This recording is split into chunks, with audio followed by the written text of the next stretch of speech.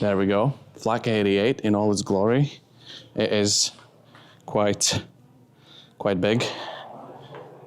I mean, I can actually kind of, and like I can walk in between them. The barrel is insanely long. What else do we have here that we would recognize? Oh, we know what this is. This is the M13, the SPAA with 4 12.7s. Up here, yo, these things look so much bigger in real life. We have the Maxon M55 quad gun trailer. Trailer? It looks kind of weird.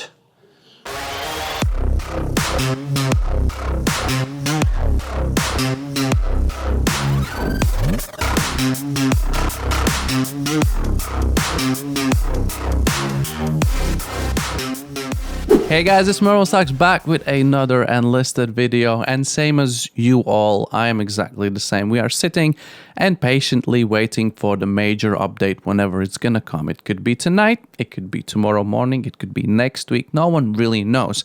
Now, I have had a long time ago request on doing an SPAA guide in Enlisted, which is self-propelled anti-aircraft vehicle, tank, half-track, whatever it would be for each of the nations. Now, if you are a newer player, I'm pretty sure you know that there are a couple of SPAAs available in Tech 3s, but not for every single nation.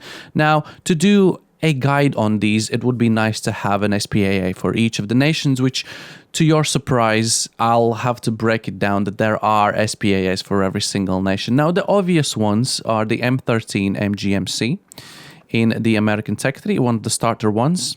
It's right there, everyone knows it. And same goes for Japanese. We have the Tasei sitting at the very beginning of the campaign, because before the merge, when the Pacific was added, those were the first two SPAAs in Tech 3s for any of the nations. And they actually completed with these two every single nation. Now, let me explain. There are SPAAs for Soviets and Germans as well. Here's a Gaz MM72K, and here's a Flak Panzer 1. They both are event, and if I pull up the article here, it says May the 5th, 2023, which is pretty much like a year and a half ago. We had event for the Victory Day where these two were available. So this one and the Gaz, and by adding the Pacific ones for the US and for the Japan, they kind of completed every single nation. Now, if you join the Enlisted now, like yesterday, last week, or last month, or actually like half a year ago, you have no chance of getting these two, sadly, until we had the gambling boxes. Do you remember the gambling boxes? Some people actually managed to get those event vehicles in those, so good for you. Today we're going to be going through, I'm going to talk about specifications, which one's better in shooting planes, which one's shooting better infantry, tanks, and yada yada yada. And yeah, by the end of the video, you should kind of know pros and cons of all of the SPAAs. Now we're going to start off with the ones that we actually have in the game, free, available in the Tech 3. M13 MGMC, and I wanted to start off by saying that it is cool. I have actually been next to one of this in real life, and then I realized the one that I stood next to had quad 12.7s. The M13, the SPAA with 4 12.7s. Up here, yo, these things look so much bigger in real life. Wow. Let's have a walk around here. Is this? Yeah, look at that, dude. You'll be sitting in there. But this one only has two. Now, I don't remember. Does it always? I think it always had two. I don't know. It's probably a different variant. So M13 is a very nice anti-air vehicle. The only problem is it doesn't really do real damage due to the lack, I guess, of the different belts. I don't know. It's just an M2 HB machine gun, 12.7. And that's what it is. You will be harassing planes. You will be causing fuel leaks. You will be causing oil leaks, damage to the wings, tails, and things like that. You will be making their life difficult to the point where they will just crash for you, and that's how you're going to be scoring your kills for the most of the time. Now, against infantry, this thing is absolutely menacing with the double 12.7s. As long as you're not too trigger happy until you overheat your barrels, because it's actually very easy to do. It can literally hold down a street, hold down a corridor, clear the point or defend the point very easily. At the same time, it is super easy to be taken out. Literally any bombs further distance, shrapnel, blast waves, molotovs, aircraft, machine gun, any AT launcher, anything is gonna destroy this thing. So if you are planning to play an SPA role exclusively, make sure you sit somewhere back in the map, which I actually had an insane game while recording footage for this video on this guy, because we don't have any armor. We literally have no armor, and this guy's head is even sticking out here. So you can probably lose 1 or 2 crew until you're basically not very functional at all.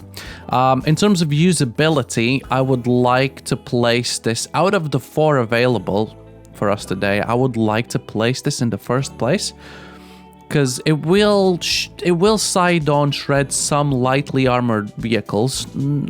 Don't even think about like tanks, because you will struggle. Menacing against infantry, and it is annoying enough against aircraft for it to be okay.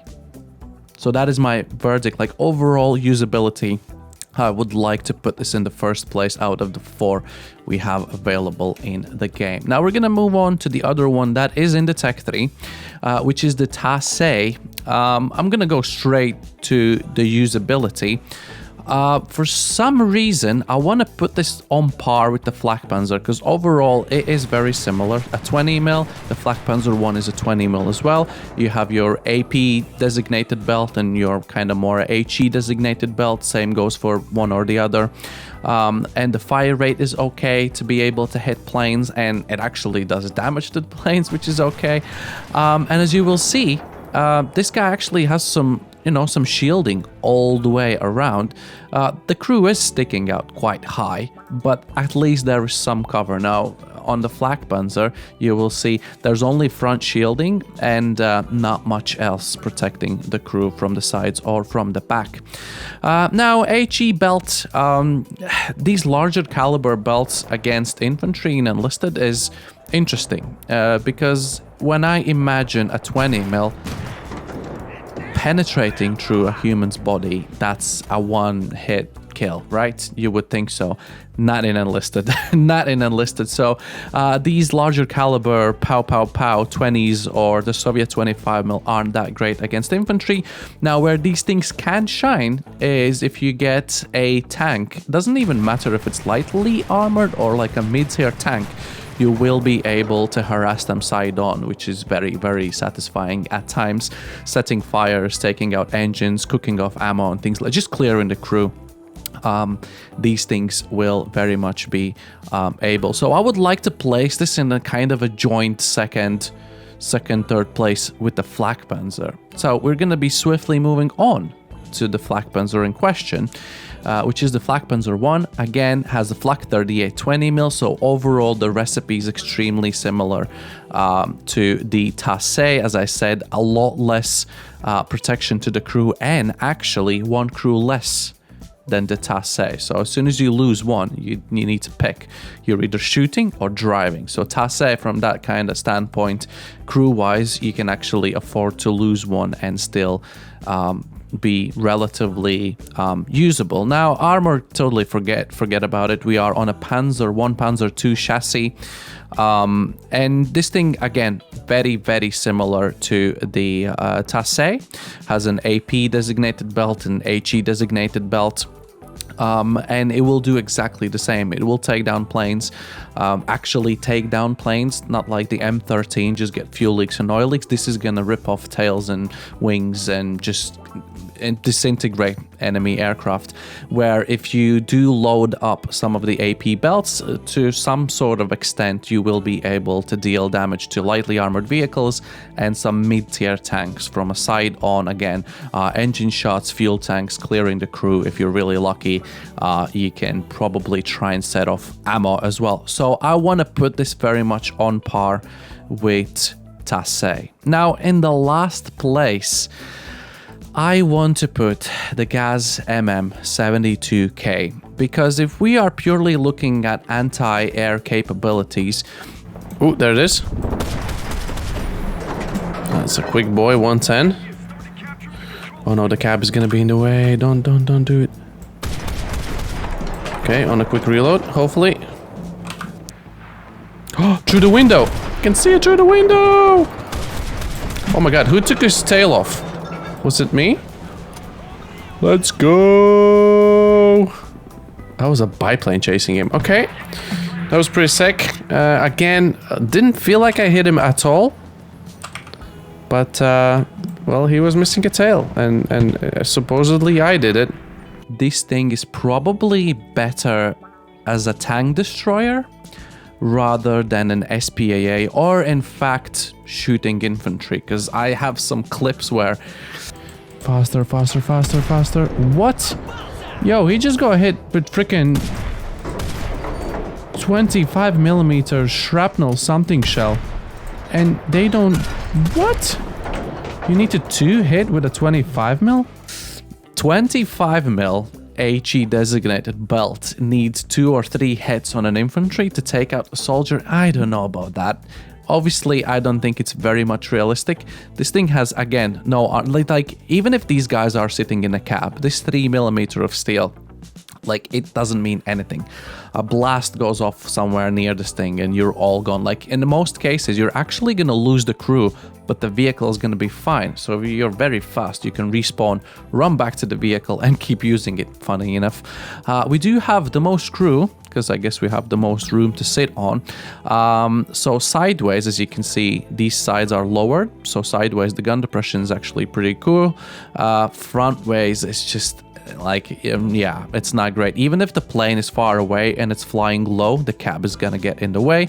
These two guys are absolutely suicide exposed, but then again, you can afford to lose 1 or even 2 crew and still be fully functional. The 25mm has slow enough fire rate to make it very tricky to hit enemy aircraft, and as we've learned, shooting infantry isn't its strongest part as well, you know, when you're playing this thing.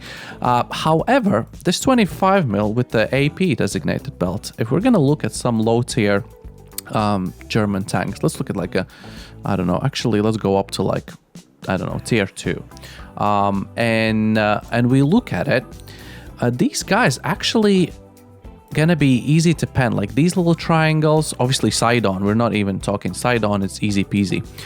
But even from the front, there are some cheeky triangles that the 25mm is going to be able to go through. So from that kind of standpoint, you can be sneaky, harassing tanks. But overall, I want to say that this thing goes absolute last place in terms of overall usability.